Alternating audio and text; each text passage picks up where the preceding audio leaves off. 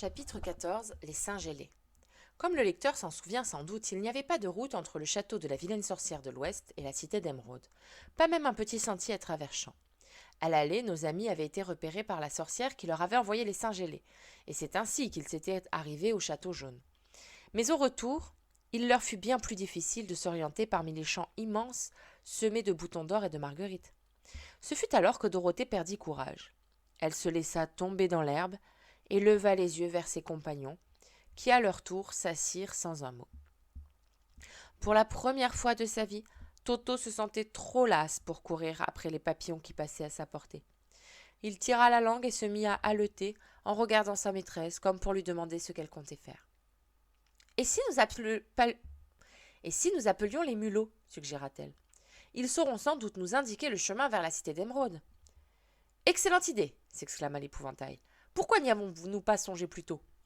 Dorothée sortit de son corsage le petit sifflet bleu que la reine des mulots lui avait donné et souffla dedans.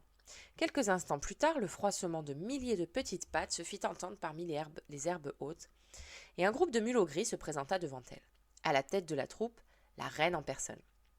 « Que puis-je faire pour vous, mes amis ?» demanda-t-elle de sa voix au perché. « Nous sommes perdus, » expliqua Dorothée. « Sauriez-vous nous dire comment rejoindre la cité d'Émeraude ?»« Bien sûr, mais vous n'avez fait que vous en éloigner, me semble-t-il. Elle est loin derrière vous. » Puis, remarquant la toque d'or que la petite fille portait sur la tête, la reine ajouta « Pourquoi n'avez-vous pas eu recours au pouvoir magique de la toque ? Les singes ailés se seraient fait un plaisir de vous transporter jusqu'au palais d'Oz, et ce, en moins d'1 heure. »« Un pouvoir magique ? Mais j'ignorais. De quoi s'agit-il » demanda Dorothée avec stupéfaction. « La formule magique est inscrite à l'intérieur de la toque, » répondit la reine des mulots. « Mais si vous avez l'intention d'appeler les singes ailés à votre aide, nous ferions mieux de nous retirer. Ils sont si espiègles qu'ils croient amusant de nous tourmenter. »« Et à moi, vont-ils me faire du mal ?» demanda Dorothée avec anxiété. « Oh non, ils sont tenus d'obéir à qui porte la toque d'or. Adieu, mon ami. » Et la reine des mulots s'esquiva de toute la vitesse de ses petites pattes, suivie de sa cour. Dorothée examina la toque d'or.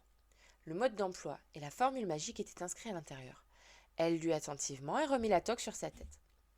« Épée, pépé, caqué !» s'exclama-t-elle debout sur son pied gauche. « Qu'est-ce que tu racontes ?» demanda l'épouvantail éberlué. Mais déjà Dorothée avait sauté sur le pied droit. « Illo, hollo, hello !» cria-t-elle. « Allô ?» repartit l'homme en fer-blanc avec un sang-froid remarquable.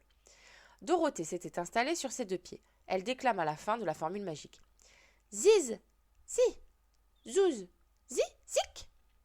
Aussitôt, un grand froissement d'ailes se fit entendre, accompagné de conversations et de rires, et les singes ailés se présentèrent devant elle. Le roi des singes ailés s'inclina profondément et lui dit « Quels sont tes ordres ?»« Nous aimerions nous rendre à la cité d'Émeraude, » dit la petite fille. « Nous sommes perdus, voyez-vous. »« Nous allons vous y porter, » répondit le roi. Il n'eut pas plutôt fini sa phrase que 2 des singes refermèrent leurs bras autour de Dorothée et l'emportèrent dans les airs. Les autres firent de même avec l'épouvantail, le lion poltron et l'homme en fer-blanc. Un singe minuscule s'empara de Toto et suivit ses compagnons avec entrain, sans prendre garde aux morsures du petit chien.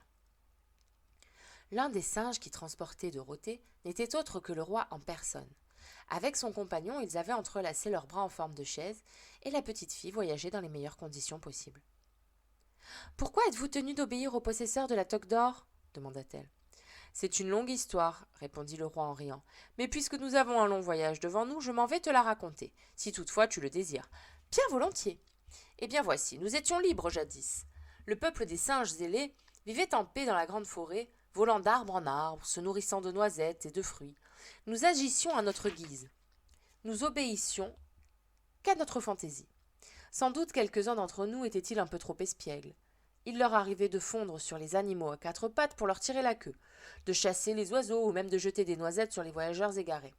Mais nous étions insouciants, heureux et gais, et nous profitions de la vie à chaque minute qui passait.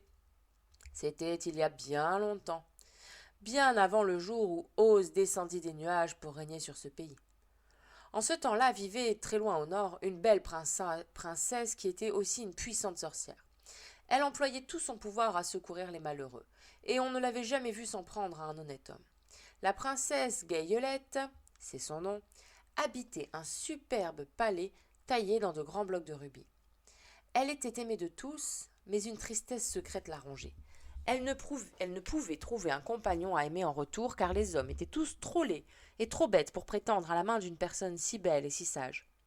Enfin, un beau jour, elle rencontra un garçon très beau, extraordinairement mûr et sage pour son âge. Gayelette décida d'attendre qu'il ait atteint l'âge d'homme pour en faire son époux. Elle l'emmena dans son palais de rubis et mit en œuvre tous ses pouvoirs magiques pour la rendre fort honnête et aimable au plus haut point. Lorsqu'il arriva à l'âge attendu, Keleda, comme on l'appelait, était à coup sûr l'homme le plus juste et le plus intelligent du pays, et sa mâle beauté était si grande que Gayelette l'aimait de tout son cœur. Elle n'avait qu'une hâte, conclure le mariage. À cette époque, mon grand-père était le roi des singes ailés qui peuplaient la grande forêt entourant le palais de Gayelette. Ce vieux farceur aurait sacrifié n'importe quoi, même un succulent dîner, au plaisir de faire une bonne blague.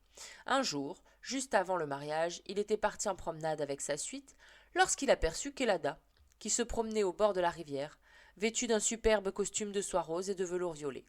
À sa vue, une idée malicieuse germa dans l'esprit de mon grand-père. Il n'eut qu'un mot à dire pour que ses compagnons se jettent sur l'infortuné Kelada, l'empoignent et le jettent à l'eau. « Allons, mon bon ami !» cria mon grand-père dans un éclat de rire. « Nage donc, et nous verrons si ton beau costume résiste à ce bain. » Kelada savait nager, bien sûr, et il avait bon caractère. Lorsqu'il sortit de l'eau, il rit de la plaisanterie. Mais Gayelette arriva en courant, très inquiète, et découvrant son fiancé en si piteux état, elle entra dans une colère terrible. Elle comprit tout de suite qui lui avait joué ce mauvais tour. Elle s'empressa donc de convoquer le peuple des singes ailés et ordonna qu'on leur lie les ailes et qu'on les jette tous à l'eau pour leur faire subir le même sort qu'à Kelada. Mon grand-père la supplia d'adoucir le châtiment, car il savait bien que, privés de leurs ailes, ses sujets ne manqueraient pas de se noyer. Kelada lui-même intercéda en leur faveur. Gayelette décida donc d'épargner les fautifs, mais elle instaura le contrat de la toque d'or. Cette toque avait été confectionnée pour être le cadeau de mariage de Kelada et avait coûté la moitié du royaume de la princesse.